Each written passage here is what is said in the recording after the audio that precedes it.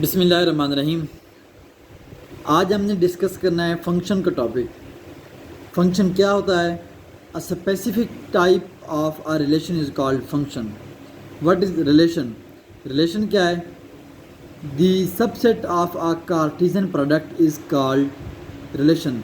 And what is Cartesian product? ये तमाम चीज़ें आज हम बहुत डिटेल के साथ डिस्कस करेंगे इस वीडियो में। सेट क्या होता है, उनका कार्टेशियन प्रोडक्ट क्या होता है, रिलेशंस क्या होती हैं, फंक्शन क्या है और फंक्शन की टाइप्स को डिस्कस करेंगे। डोमेन एंड रेंज और dependent and independent variable, domain, codomain, all these things we are going to discuss in this video.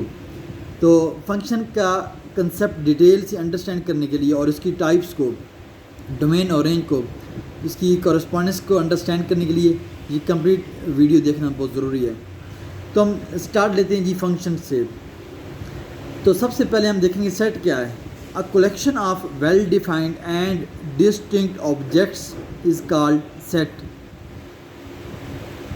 Well defined का मतलब है कि कोई अगर सेट आपके सामने लिखा हुआ है, आप उसके एलिमेंट्स के बारे में 100% क्लियर हों कि इधर ये जो एलिमेंट हैं इसको बिलोंग करते हैं कि नहीं करते। जैसे कि एक सेट ए लिखा हुआ है 1 2 3, तो हम क्लियरली बता सकते हैं कि 4 ए को बिलोंग नहीं करता, तो ये वेल डिफाइंड हो गया है। और 2 ए को बिलोंग करता है, तो हम इसके एलिमेंट्स के बारे में 100% क्लियर हैं कि कौन से एलिमेंट इस ए को बिलोंग करते हैं, कौन से एलिमेंट ए को बिलोंग नहीं करते। इसको बोलते हैं वेल डिफाइंड। दूसरा वर्ड है जी डिस्टिंक्ट। इसका क्या मतलब है? डिस्टिंक्ट का मतलब है मुख्तलिफ एलिमेंट हो, रिपीटिशन ना हो जी। कि जैसे कि 1 एक दफ़ा आया, दूसरी दफ़ा 1 को नहीं आना चाहिए सेट के अंदर। अगर किसी सेट में एक एलिमेंट एक से ज़्यादा बार आ गया तो वो सेट नहीं कहलाएगा, क्योंकि उसके एलिमेंट फिर डिस्टिंक्ट नहीं होंगे। हम आगे चलते हैं जी। अब हमने सबसे पहले रिलेशन को डिस्कस करना है। रिलेशन क्या है?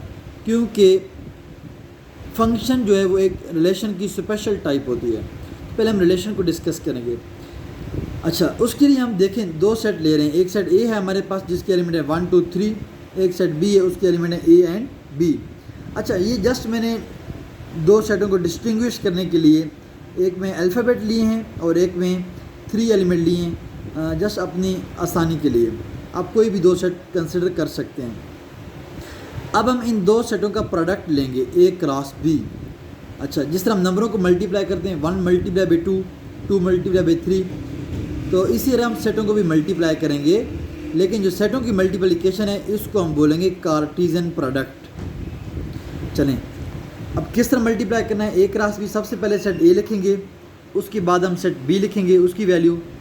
अब मल्टीप्लाई करने का तरीका ये है कि पहले सेट का पहला एलिमेंट 1, उसको दूसरे सेट के तमाम एलिमेंट के साथ मल्टीप्लाई करना है, और इस तरह मल्टीप्लाई करना है कि ऑर्डर पेयर की फॉर्म में लिख देंगे। 1 कामा ए, फिर 1 को बी के साथ 1 कामा बी। नेक्स्ट जी, अब 2 की बारी है। 2 को इस सेट के दोनों एलिमेंट से मल्टीप्लाई करेंगे, 2 कामा ए, 2 कामा बी। ये जो हम ऑर्डर पेयर की फॉर्म में लिख रहे हैं इसको बोलते हैं कार्टेशियन प्रोडक्ट या सेटों की मल्टीप्लिकेशन। 1 और 2 की मल्टीप्लिकेशन होगी, उसके बाद 3 को मल्टीप्लाई करेंगे, तो ये दो ऑर्डर पेयर आएंगे हमारे पास, 3 कामा ए एंड 3 कामा बी। अच्छा, अब हम देख सकते हैं कि ये जो आया है हमारे पास सेट ऑर्डर पेयर का, जिसमें 6 ऑर्डर पेयर हैं, 1 2 3 4 5 एंड 6। तो इस सेट को बोलते हैं जी कार्टेशियन प्रोडक्ट। इसमें हमने दो सेटों को मल्टीप्लाई किया और ये हमारे पास ऑर्डर पेयर आ गए, और ये 6 ऑर्डर पेयर आए हैं। क्यों 6 आए हैं, कैसे पता चलेगा? अगर हमारे पास दो सेट गिवन हों तो कोई पूछ ले कि उसके कार्टेशियन प्रोडक्ट में कितने एलिमेंट होंगे, तो सिंपल ये करना है, ए में 3 एलिमेंट है, बी में 2 एलिमेंट है, 3 multiply by 2 is equal to 6, तो इसमें भी 6 एलिमेंट आएंगे।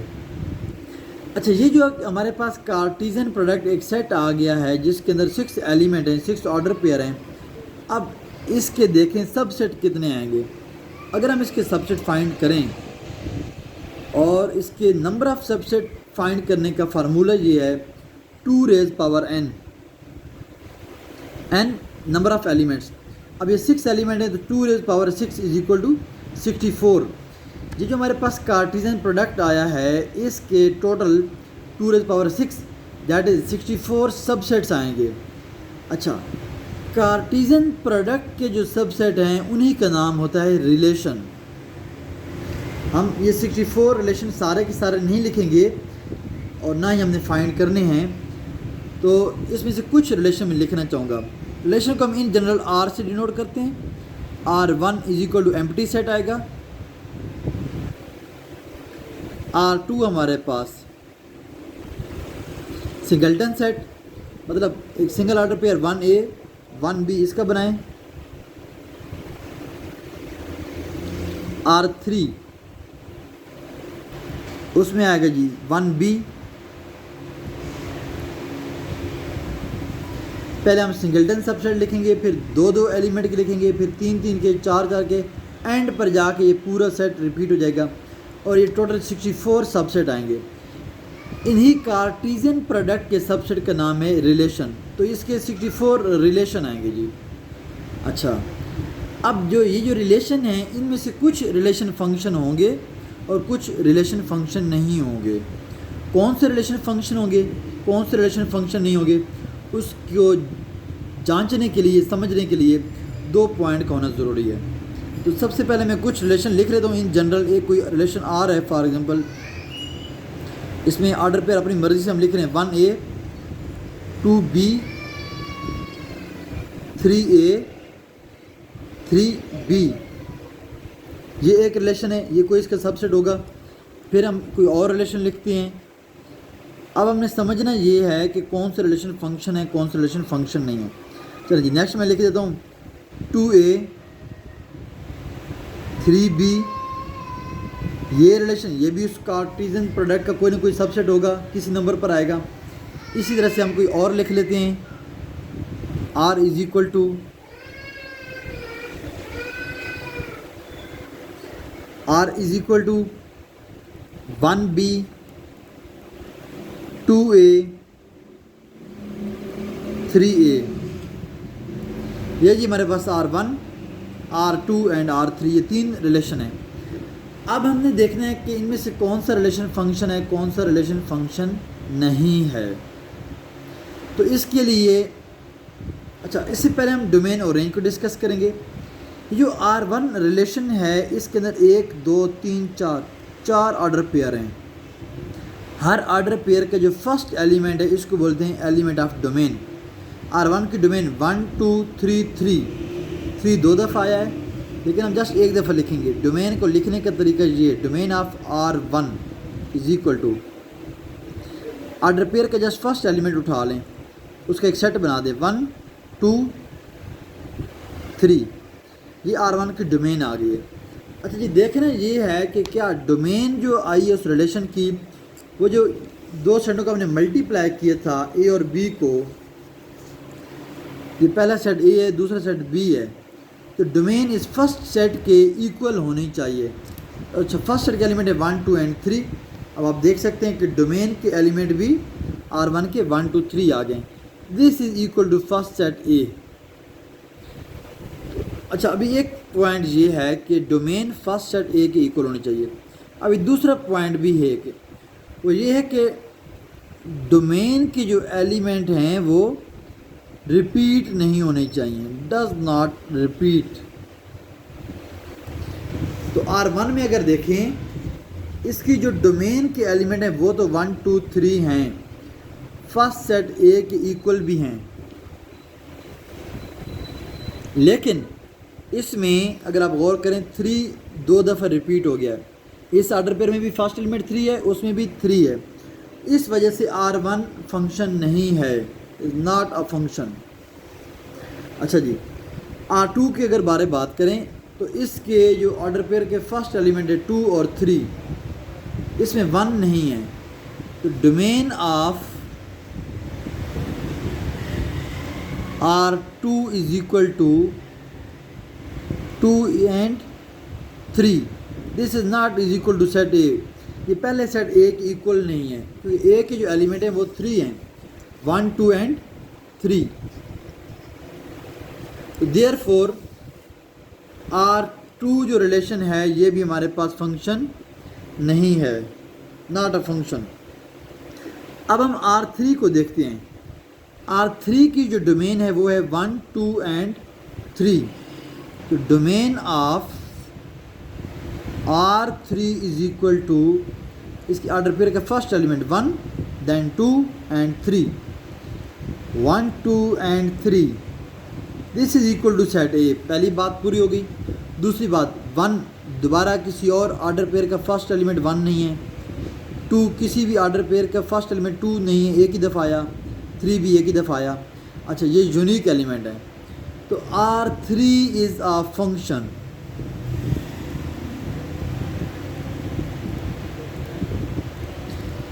दोबारा सुन लें जी, हम दो सेटों को मल्टीप्लाई करेंगे, कार्टेशियन प्रोडक्ट आएगा। उस कार्टेशियन प्रोडक्ट के तमाम पॉसिबल सबसेट जो होते हैं उनको बोलते हैं रिलेशन। उन रिलेशन में से कुछ रिलेशन फंक्शन होंगे, कुछ रिलेशन फंक्शन नहीं होंगे। कौन सा रिलेशन फंक्शन होगा? वो रिलेशन जिसके फर्स्ट एलिमेंट ऑर्डर पेयर के उसको अगर सेट बनाएं और वो पहले सेट एक इक्वल आ जाए, एक बात। दूसरी बात कि ऑर्डर पेयर का फर्स्ट एलिमेंट रिपीट ना हो, एक ही दफ़ा आए, तो वो रिलेशन फंक्शन होगा और बाकी रिलेशन फंक्शन नहीं होंगे। अच्छा, दोबारा सुने, जब हमने फंक्शन की डेफिनेशन देखनी है तो हमने उस रिलेशन के ऑर्डर पेयर्स के जस्ट फर्स्ट एलिमेंट को देखना है कि ऑर्डर पेयर का जो फर्स्ट एलिमेंट है उसको डोमेन का एलिमेंट बोलते हैं। उस रिलेशन की डोमेन पहले सेट ए के इक्वल आए और रिपीट ना हो। अच्छा, ऑर्डर पेयर के सेकंड एलिमेंट को इग्नोर कर देना है, उसके बारे में हमें फ़िक्र नहीं करनी है, उसको कंसिडर नहीं करना है। जब हम फंक्शन की टाइप्स को डिस्कस करेंगे, onto function, into function, surjective, bijective, injective, one one function, उस वक्त हम जो रिलेशन होगा, जो फंक्शन होगा, उसके हम ऑर्डर पेयर के सेकंड एलिमेंट के बारे में देखेंगे और सेकंड ऑर्डर पेयर का सेकंड एलिमेंट डिसाइड करेगा ये कौन सा फंक्शन है, कौन सा फंक्शन नहीं है। तो नेक्स्ट हम डिस्कस करेंगे फंक्शन की टाइप्स। अच्छा, ये जो रिलेशन मैंने लिखा है 1a, 2b, 3a, अगर इसमें हम देखें ऑर्डर पेयर का फर्स्ट एलिमेंट 1, 2, 3 है, ये सेट ए के इक्वल है और ऑर्डर पेयर का फर्स्ट एलिमेंट रिपीट नहीं हो रहा, तो ये रिलेशन फंक्शन है। अच्छा, फंक्शन को अंडरस्टैंड करने के लिए ये जो डायग्राम है इसको बोलते हैं विक्टोरियल डायग्राम। ये बहुत इंपॉर्टेंट है। आप देख सकते हैं 1a पर मैप हो रहा है, 1 से a की तरफ एरो जाएगा, 2b पर मैप हो रहा है, 2 से b की तरफ एरो जाएगा एंड 3 अगेन a पर मैप हो रहा है। तो हमने उन ऑर्डर पेयर्स को, उस रिलेशन को इस डायग्राम की फॉर्म में लिख दिया। फंक्शन को हम in general small f, small g, small h या कैपिटल F, कैपिटल G इनसे डिनोट करते हैं। अच्छा, अगर आपके सामने कोई डायग्राम बनी है तो आप उसको डायग्राम को देखते साथ कैसे बता सकते हैं कि ये फंक्शन है कि नहीं है। अच्छा जी, पहला सेट जो होता है इसको बोलते हैं set of domain, DOMAIN, domain बोलते हैं और इसको इनपुट भी बोलते हैं। सेट बी को बोलते हैं जी को डोमेन। अच्छा जी, कुछ लोग इसको सेट बी को रेंज कहते हैं, तो सेट बी हमेशा रेंज नहीं होती है, इसका नाम है को डोमेन। ये कभी कभार रेंज के इक्वल हो भी सकता है लेकिन इन जनरल ये रेंज के इक्वल नहीं होता है। सेट बी को डोमेन है।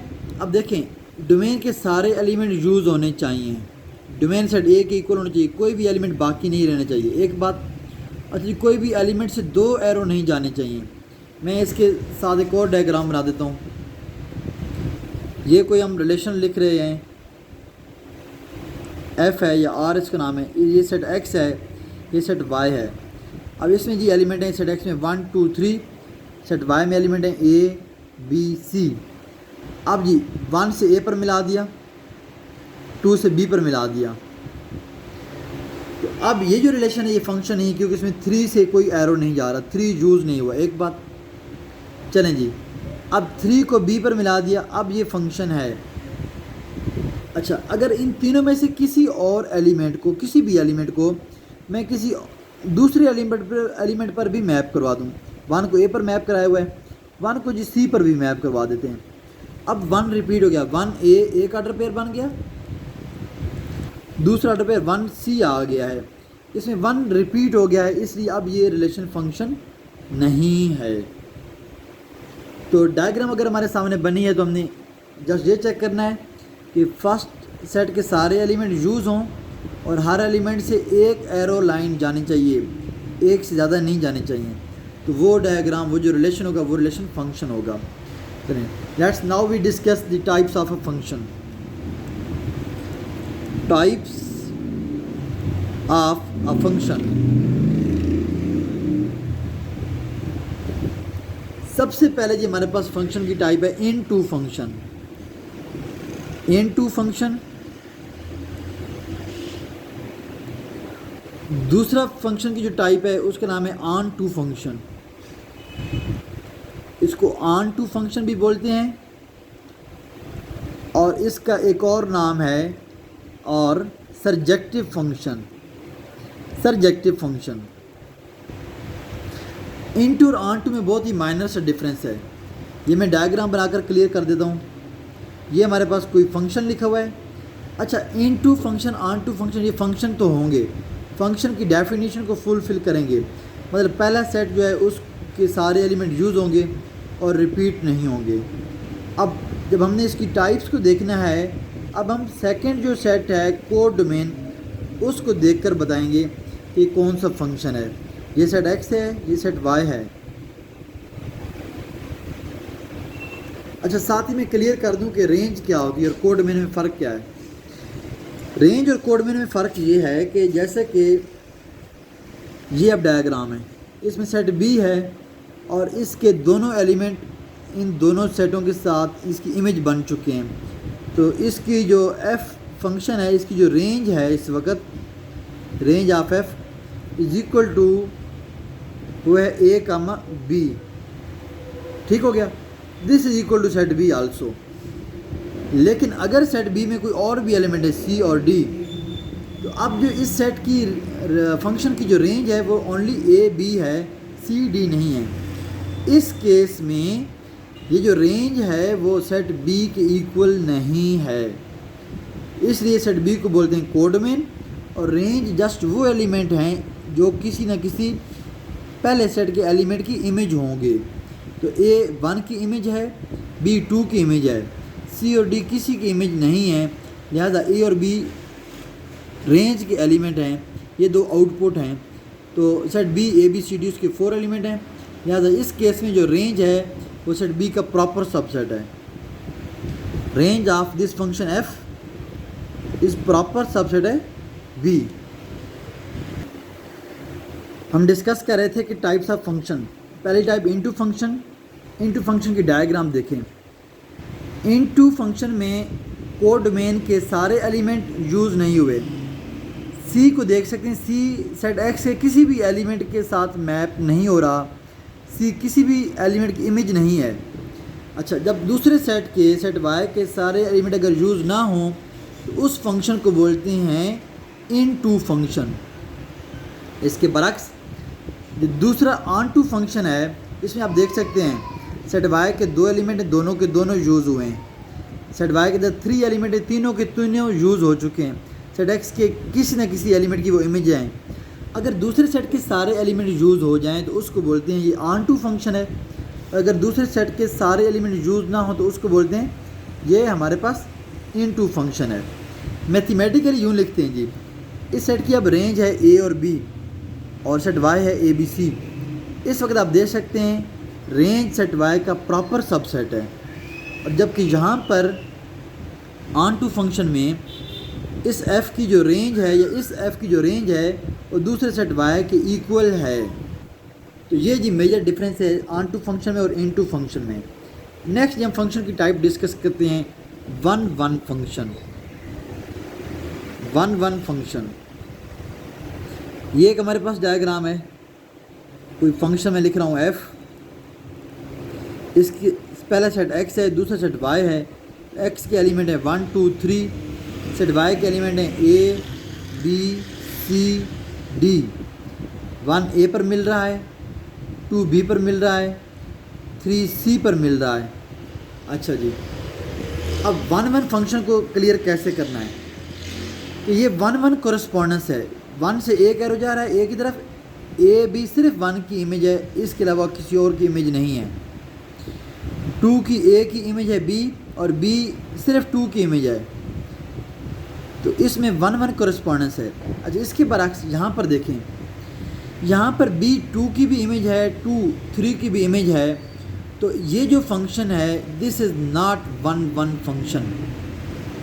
अलबत्ता ये जो फंक्शन है ये भी 1-1 है, क्योंकि 1 और ए में 1-1 कॉरस्पॉन्डेंस है, यहाँ पर भी 1-1 कॉरस्पॉन्डेंस है, तो इसको बोलते हैं 1-1 फंक्शन। फर्दर मोर हमारे पास 2 टाइप्स और हैं, 1-1 एंड इनटू।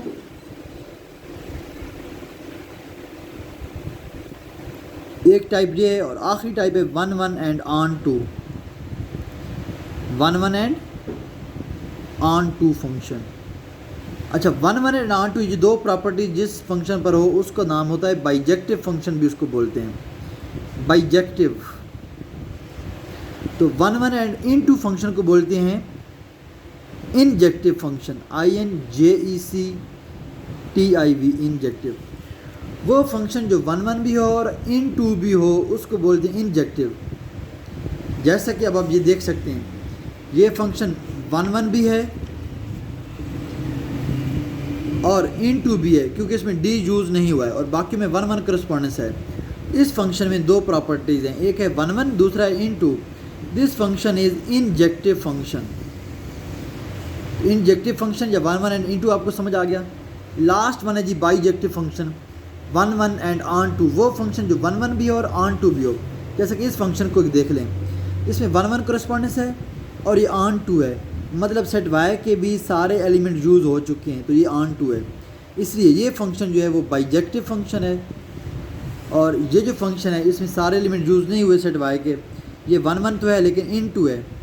अच्छा, इंजेक्टिव और बाइजेक्टिव में एक बात कॉमन है कि ये दोनों 1-1 होते हैं।